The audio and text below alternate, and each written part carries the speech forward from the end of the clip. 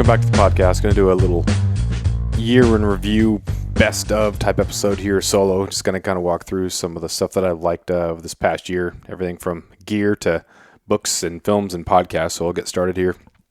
I think the best thing that wife and I bought this year was the Seek Outside Red Cliff hot tent. If you've listened to the episode or this podcast, you know that I hate the term game changer, but having a hot tent is just unbelievable. This time of year, it's end of December now, but so it's still deer season going on, but they're starting to shed their antlers or have been shedding their antlers. So we kind of hung up our rifles at the beginning of the month. But being able to get dry is such a difficult thing to do up here. It's very difficult to start fires. So if you're bringing a hot tent, you're taking your skiff, you're taking your boat, you're anchoring up, you're going to shore, you're setting up the hot tent, bringing some firewood, being able to just kind of spend those dark hours getting dry, really good for the emotional longevity and helping out the hunt. So really nice to have that Seek Outside Red Cliff. Couple recommendations, I guess I would say with that is that it's hard to find spots in the forest that are flat enough or large enough. So you might have to be incorporating some stumps or some things in there. And then the moisture from the damp floor is going to create a lot of condensation in the tent itself as that kind of all dries out. So there's going to be condensation. It's going to kind of drip on you if it's raining.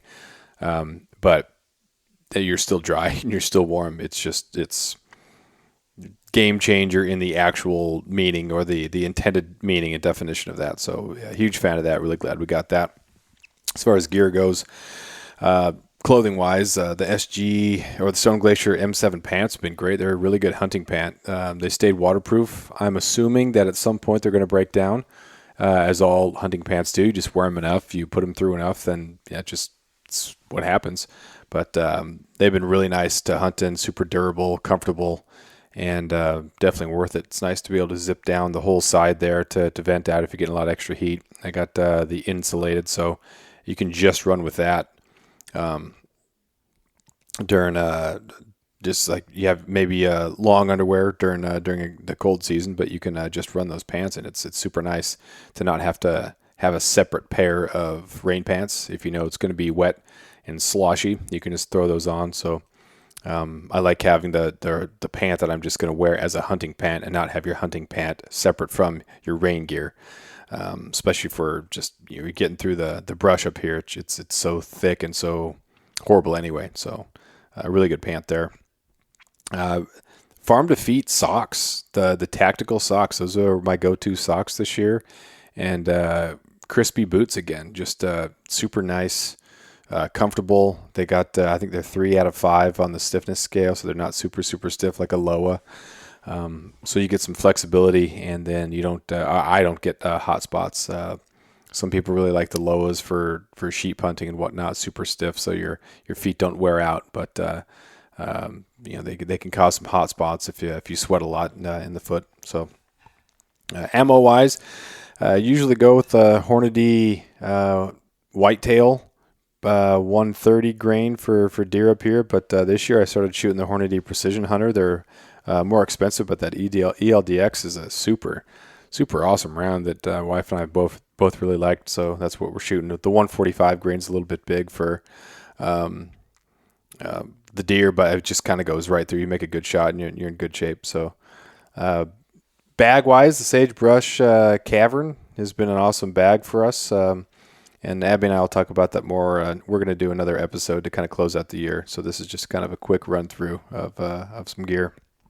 But we were a little hesitant at first because it is kind of expensive. But man, it's a huge bag. You can fit a lot of stuff in there. When we went north to Anchorage for our kind of trout fest, we got our alpaca rafts in there. We got the paddles in there. We got waders in there and boots and a whole bunch of other gear. So it's a super nice pack. It's got the dual zippers on it, so you can zip up one of them and really stuff that end of it. You don't have to worry about your bag being so stuffed that you can't close it, or when you're trying to zip it, you have to like sit on it. So it's a super nice, well-designed pack. That's when John does the testing, he'll get in the ocean in a dry suit, and he'll have the bag inflated with air, and he'll use it as like a buoy. Like he'll raft on it. So it's just absolutely great. And I think Steve Rinella actually has some of their stuff and has recommended it too. So I mean, if you're into Steve Rinella recommendations, then yeah, the Sagebrush, anything that they make is going to be worth it. Podcasts. I undulate quite a bit. I get tired of hunting videos and hunting podcasts. I like kind of an all around everything, which you can kind of see in my podcast. I do a lot of stuff about hunting, but also a lot of other things are interesting. So kind of the life of a hunter rather than just hunting. So I'll kind of go back. I'll Tundra Talk and Alaska Wild Project for the Alaska ones. And then like Tim Ferriss, just like lifestyle type stuff. Joe Rogan has a lot of interesting guests on some good podcasts. I like the Outdoor Life podcast because it's a like intellectual hunter. Not to say that other podcasts aren't intellectual, but there's just kind of a lot of times writers sound a little different, or people who write for a living and hunt. There's just different. Big fan of that podcast. And then the Art of Manliness podcast is a really good one. There's health in there. There's literature in there. There's a whole bunch of other stuff. So those are kind of my top podcasts. And big fan of Bill Maher too. I didn't really think that I would be a huge fan of his, but he kind of represents. He calls things as they see him, and I disagree with a lot of the stuff, or at least some of the stuff politically. But he's not afraid to call out the other side. So it's kind of nice to listen. If I do want some political commentary, to listen to someone who will call out bad stuff as he sees it, rather than just be totally on one side with rhetoric and whatnot. As far as books go, I'd say for Alaska, if you haven't read them, One Man's Wilderness about Dick Bernanke and Alaska's Wolfman, Frank Glazer. Those just must-read books. You got to read those books. So good. Other books I read this year that I really liked, Of Boys and Men by Richard Reeves, talking about the decline of the mental health of men and boys and what can be done about it. So a super interesting book. Coddling of the American Mind. I think that came out in 2018 or something like that, but that's a really good book to read. I hadn't read it till this year. Really good book. Killers of the Flower Moon was a great book I finished last month. I'm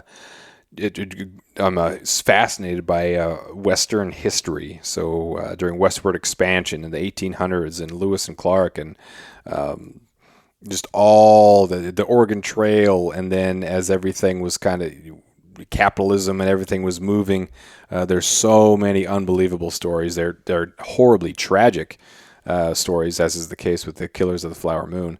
But just fascinating stories about the American West. Really into that sort of history. Into the Raging Sea was another really good book that I read. I think I started that out in January or February. Read that interesting book about shipping freight and losing of a boat. Pretty tragic adventure story there. But so that's what I got for books. As far as films go, I think the three that kind of stuck out. That I really liked. The Cam Haynes' film, this is not on my list, but I thought that was a pretty good film. I did a little review on that one. But I'd say Rain Likely by Stone Glacier, Caribou Hunt, my buddy Jesse up there. So I'm definitely biased about that one, but I just really like that one. And probably biased on this one too. Nate Endicott's Fate Beyond Reason was an awesome blacktail Columbia blacktail buck hunt in Oregon. Nate's a good dude.